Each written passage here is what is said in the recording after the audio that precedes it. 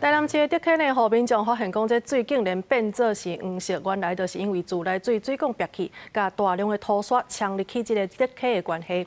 加在这工程人员有随甲处理，即马这溪水呢已经豆豆啊侪清，也毋过水里的鱼啊、虾啊呢，也准是受到牵连。市政府表示讲，无排除甲水公司来讨赔偿。 规德溪平常时水质真清气，可通看到鱼仔店内面，不过车熊大量的路过门仔水对上含出水口流入去德溪内面，造成这规条那像黄河共款。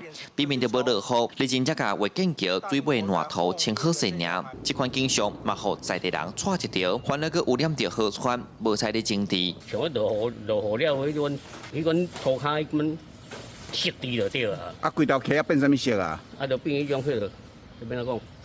土色啊，唔知安怎，讲较凶啊呢。事实上，因为中华路桥下边的自来水管破坑，那大量路过门仔掺水流入德溪，边仔的人行道甲车道嘛出现一个大凹坑，5公尺长，2公尺深。初期透早登去现场，工程人员拢已经补好势啊。伊嘛讲，迄当阵紧急把水关掉，水就无继续流入去上涵。水管它是那个塑胶材质，它也会老化，它也会氧化。然后如果说你 因为我们在水管以前是没有这个 CLCN 的保护，然后你如果有重车压过去的话，或是怎么样，它就会破裂。自来水冲刷到它的地面的土，进到我们的竹溪。我们大概在傍晚的时候陆续来加大水量，那并恢复这个整个 竹溪的一个水质。德溪卫建桥的水已经豆豆咧侪清啊。水利局表示，若鱼仔虾仔死去，会考虑甲水公司提出赔偿要求。但中华路桥按算中道过后，车辆会使通行。